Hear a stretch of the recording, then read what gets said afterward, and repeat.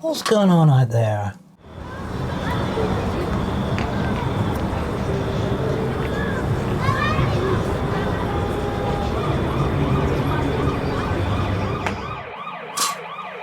That's sweet. Anyway, let's talk about new things while they're getting arrested.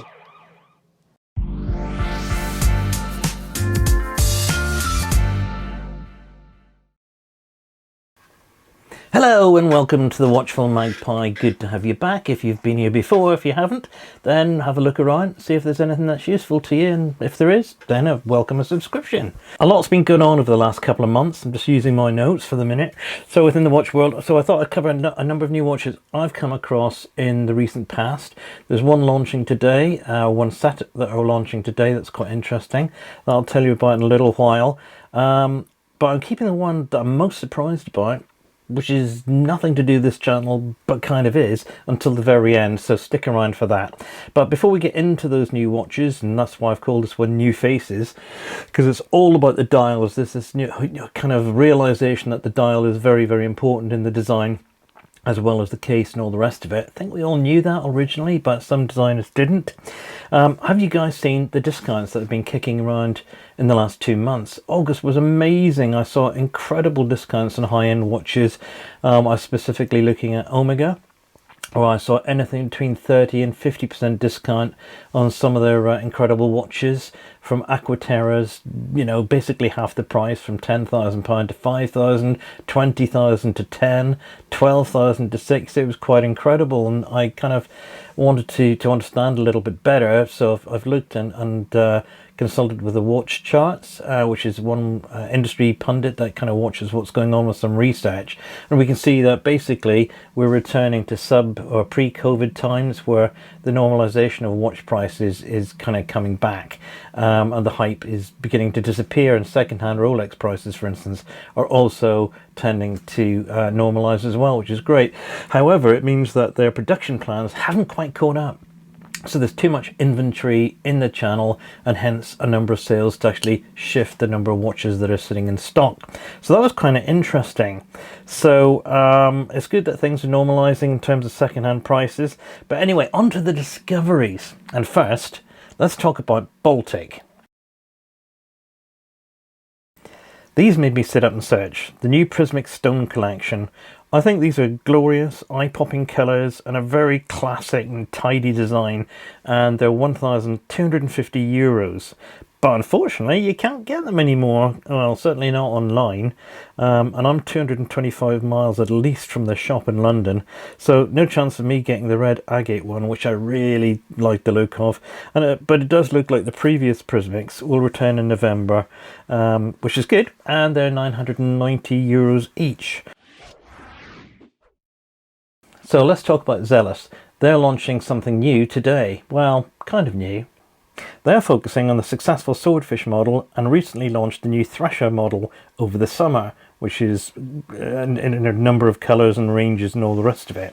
The one of note in this new Swordfish, the one of note that I really like here, is the black DMC coated one with the orange markers and also the blue markers. One's bigger than the other, I think. I think the orange one is 40mm and the blue one is 42mm. But what a shame they left that white ring around the chapter. It was sort of like the real track ring. It kind of spoils the overall dial for me, glorious though it is. This will be a launch I'm probably going to pass on, like the last 2 or 3. I've skipped it even though I'm an avid fan. The prices range from $299 to $399, and the sizes are 40 and 42mm, depending on which one you actually go for. Next, Nivada Gretchen. I don't know if you've come across them, but they're kind of a really interesting brand, and they've got really lovely watches, and they pop up in different places. They've got quite an interesting history, especially to do with great discoverers. They produced this beautiful thing called the Antarctic in 35mm in white, eggshell and black dials. It's kind of a small but very traditional retro watch. And I was busily waiting for it to come back in stock. It came back in stock. I was sitting there watching and wondering which one do I fancy, and they all sold out in front of my eyes. Hence a little bit of that limited edition fatigue. But I must say there's some interesting news this week, which is there's a new salmon option available, which I think is absolutely gorgeous.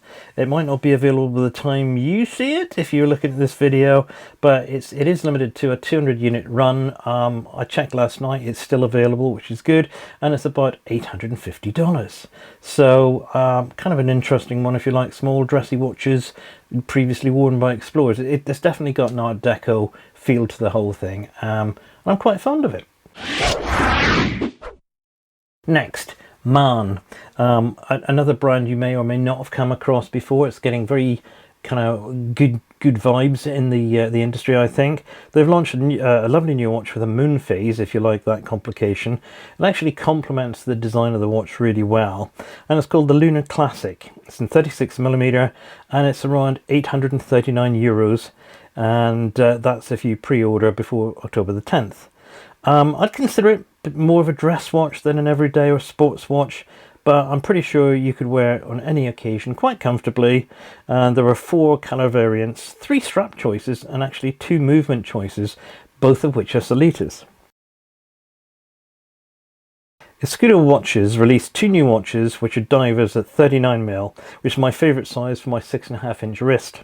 The Black Ice and the Deep Azul, both £1,645 and Solita based movements. I love this brand, and particularly the sold out chocolate bronze, which is not showing any sign of being back soon, which is a real shame. I love that one, it's pretty cool. Casio have been at it as well. They've launched the GM 2110D metal body with coloured dials. It's like the 2100, the Casio Oak, if you will, but in a metal body with different colours. So if you're a fan of the 2100 series, this might be for you.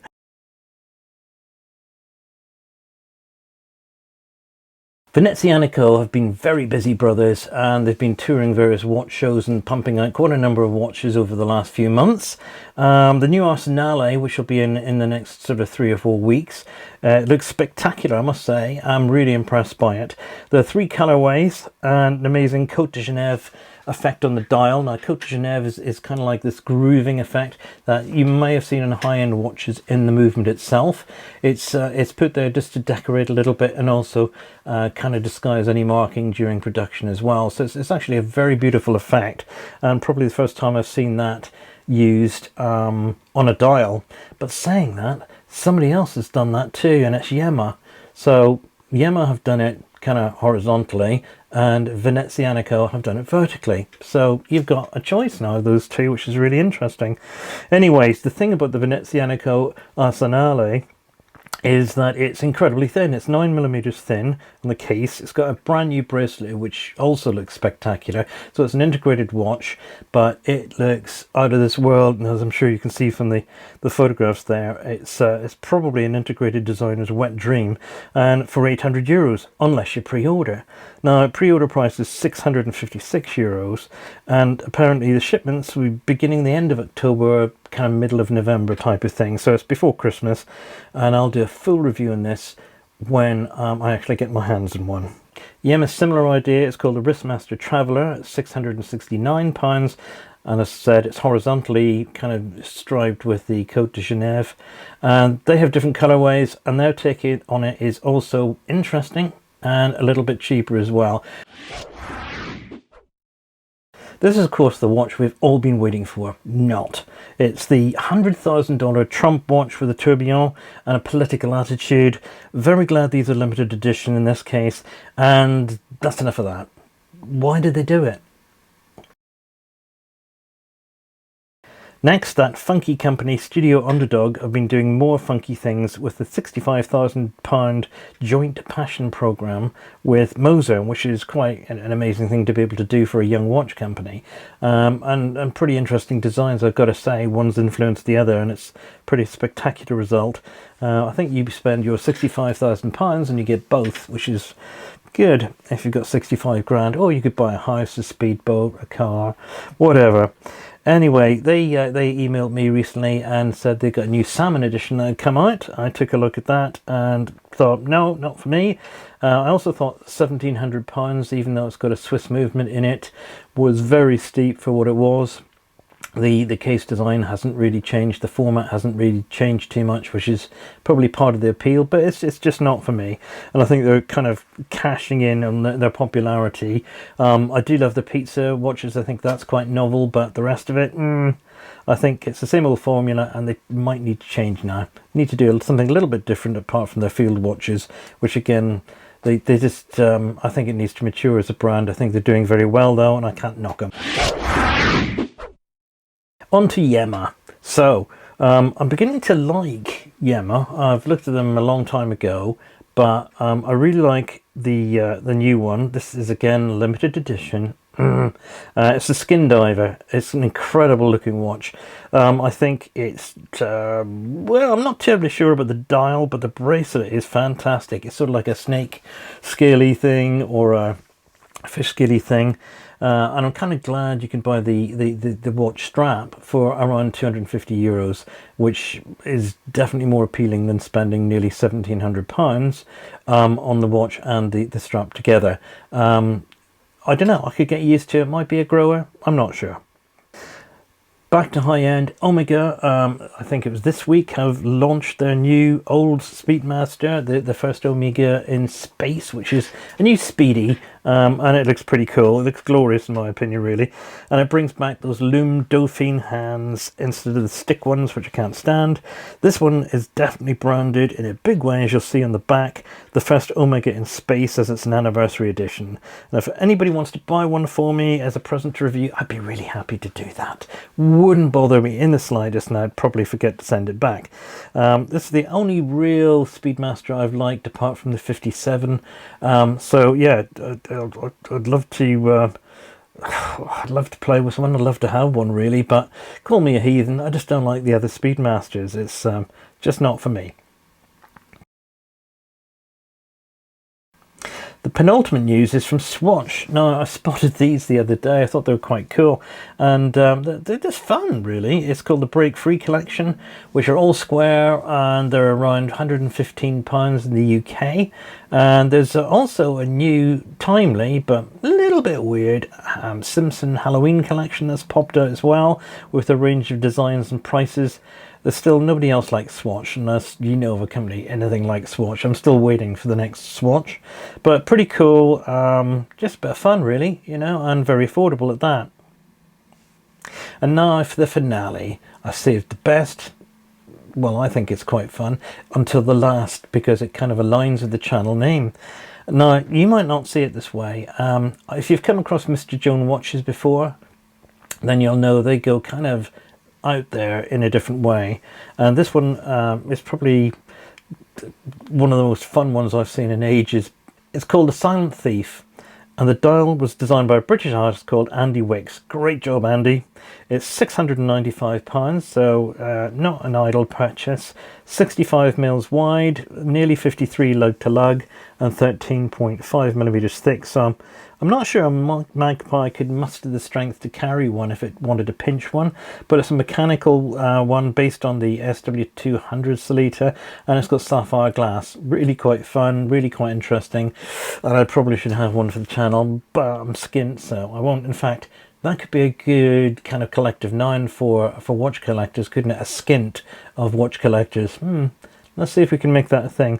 So that's it. That's the roundup for the minute. The last piece of news I've seen come in just now is that Bell & Ross have come up with an iridescent version of one of their watches for around about $7,000 or $8,000. Looks cute. Maybe we'll talk about that next time. But I hope that inspires you to have a bit of a look around at the new watches. Certainly have a look at all the sales that are going on at the moment and see if there's anything that you want and you can pick it up. But remember, only buy the watches you can afford and only the ones that you really love. Until the next time, bye and thanks for watching.